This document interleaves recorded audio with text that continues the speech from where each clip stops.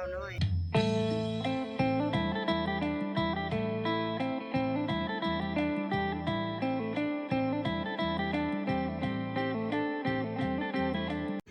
สบายดีมาพ่อวาน้อยสาวลงคือเก่ามาเบิ่งฮิตของประเพณีวันสงกรานต์อันนี้คือประเพณีส่งน้ำพระเนาะประเพณีอันดีงามของศาสนาพุทธเฮา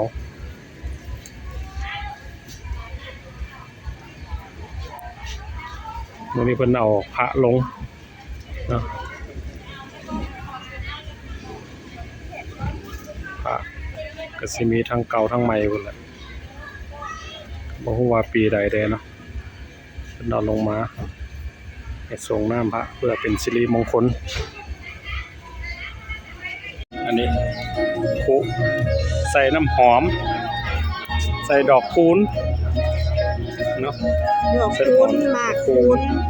น้ำห ที่ อ มาม คูณหลายยันอันนี้เอาไว้ส่งหรือว่ารถใบมะยม ไว้ ยม ฟิต คนสมสอบบางคนก็โอ้น้อยคันน้อยๆหรือว่าจอกก็ได้นะอันนี้ก็แล้วแต่ผู้ใดสะดวกพระแก้ว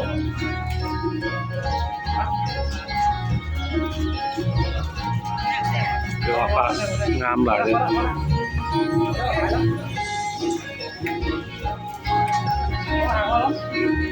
ใส่หัวนี่เป็นสิริมงคล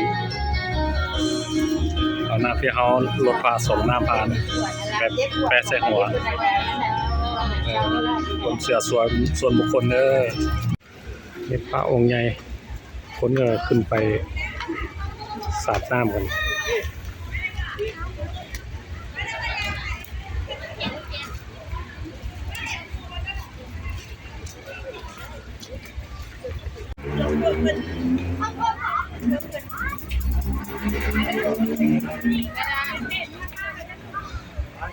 มาด้วยก็จะพามาเบิ่งหลายๆวัดเนาะ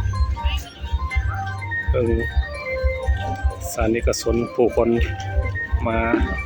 ส่งน้ำพระส่วนต่อเสนอยมพ่อเสนอยมแม่ผู้มูลเยาวชนน้อยนาลียังอ่อนภาพฟังคักแล้วสะดุดตื่นในใจ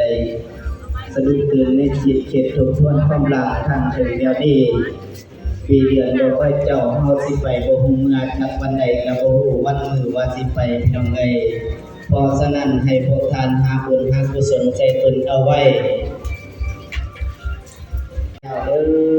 มอย่าละอย่าปาอย่าถิ่นเด้อนอกจากเข้ามาส่งน้ำพระพุทธรูปแล้วก็มี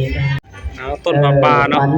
ปลาน้อยสาวลงกับขาบ่ฮู้ว่ามีตัวสัตว์หยังแปลกขาเนาะเพิ่นเอาเงินพันเห็นจับได้3โตต้นปลาปลาลองเบิ่งแม่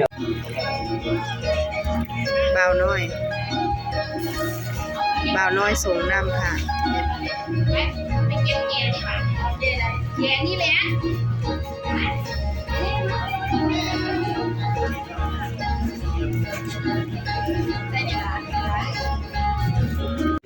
นี่ก็มาฮอดวัดธงธาตุอีกวัดหนึ่งคือว่าวัดที่6แล้วมาฮอดอันนี้บรรยากาศวัดธงธาตุ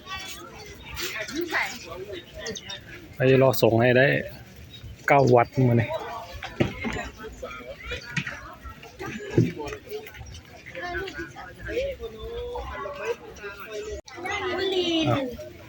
หลายรูปแบบเลยเนาะรถน้ำพาเนี่ยทางใส่ตุกก็มีอะไรเตะผู้คนสะดวกมาเบิ่งพระของวัดนี่น้ำกัน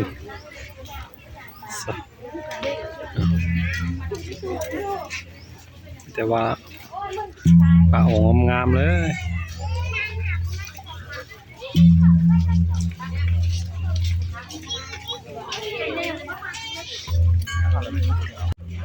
ครับมียอดเหรียญตามอายุพร้อมเหรียญบาทแล้วก็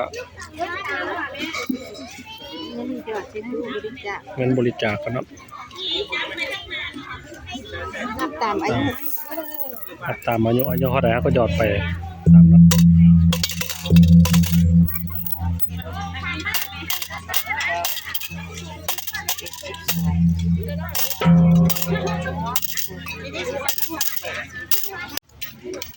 ยอดตามอายุเนาะ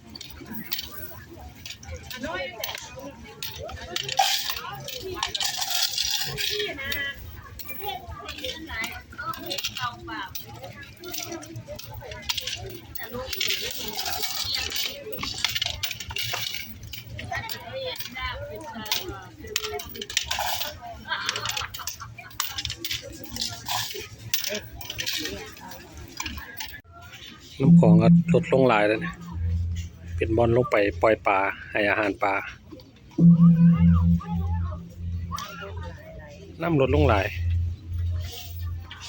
ตอนว่าเคยถ่ายให้เบิ่งตอนช่วงน้ำท่วมคลิปเก่าๆเด้อน้ำท่วมวัดทงธาตุนี่อันนี้บ่าวน้อยมาถ่ายช่วงสงกรานต์ส่งน้ำพระน้ำลดลงหลาย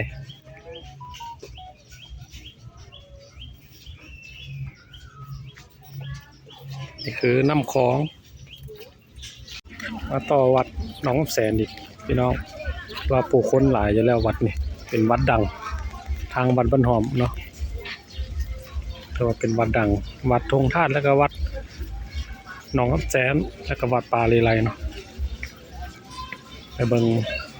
พระนับกันปะนี่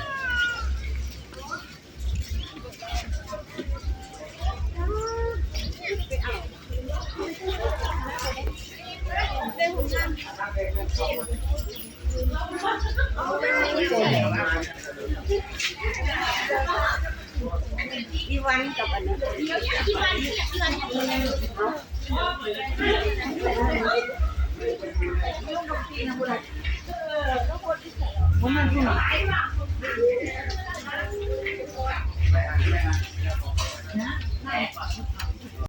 ่นก็เฮ็ดบันไดทางลงไปหนองน้ำหลังวัดที่ว่าผู้คนว่าพญานาคคนขึ้นมาว่าซั่นเนาะอันนี้เป็นคำเว้าของคนที่เพิ่นเว้าต่อๆกันมาเนาะเป็นหนองน้ำแห่งนี้เนาะ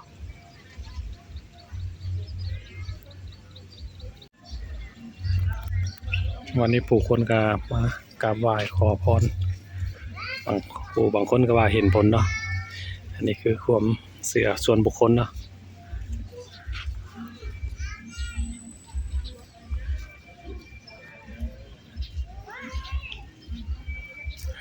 แต่ว่าอันที่สวยงามนี่คือขันหาก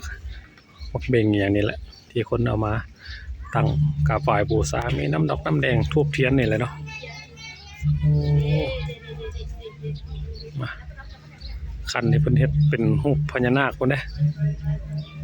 น้องเบิ่งพี่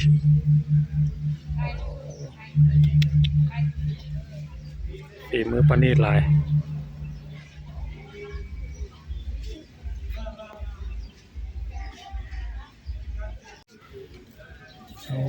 พญานาคอันนี้เบิ่นปูนเพิ่นเอาเป็นผ้าเฮ็ดบ่หรือว่าย่างเฮ็ดนี่แหละ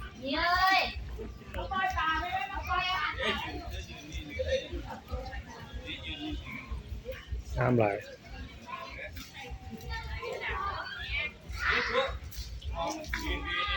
เจ็บหัว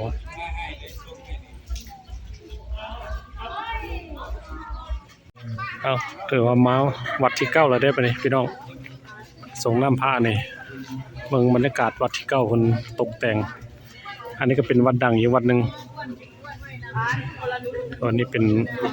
วัดป่าเลไลเห็นปะน้องเป็นนั้นขั้นโฮมหรือว่าล่มน้อยๆโอ้ตกแต่งงามเลยช่วงสงกรานต์ปรารถนาสิ่งหนึ่งประการใดที่ไปสอนขอให้สำเร็จทุกประการเป็นสมภูโอ้ตกแต่งงามหลายมื้อนี้เทศกาลสงกรานต์วัดทงธาตุ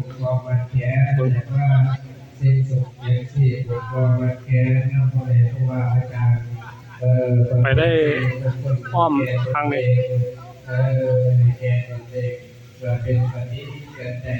โอ้งามโอ้เฮ็ดน้ำพุใส่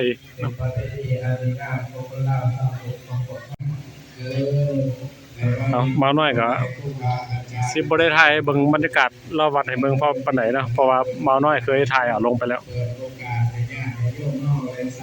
เนาะบรรยากาศรอบนี้มาน้อยถ่ายเอาลงไปให้เบิ่งแล้วเด้อทีนี้มาน้อยพามาเบิ่งส่งน้ำพาดิเอาเบิ่งหน่อยนึงซะเนาะผู้คนมาส่งน้ำพาว่ารถน้ำพาแล้วก็มาชมบรรยากาศน้ำตกเห็นบ่คุณเนาะเป็นสถานที่ท่องเที่ยวผ่อนคลายหรือว่าอากาศดีบ่ว่าเทศกาลหรือว่าวันพักผู้คนก็มากันหลายในทางนี้เพราะมีหลายวัดดังอยู่เอามาน้อยสาวลุงก็มาส่งน้ำพระครบ9วัดเป็นที่เรียบร้อยแล้วพี่น้องป้าใหม่ปีใหม่ขอให้พ่อแม่พี่น้อง FC บ้านน้อยเบิดสุขสุขคนบ่ได้เข้ามาเบิ่งคลิปก็ขอให้โชคหมานร่ำรวยเนาะสมความมุ่งมา่ปรารถนาทุกสิ่งอย่างเนาะเอาโชคดีปีใหม่ไปพ้อกันคลิปหน้าเด้อขอบใจ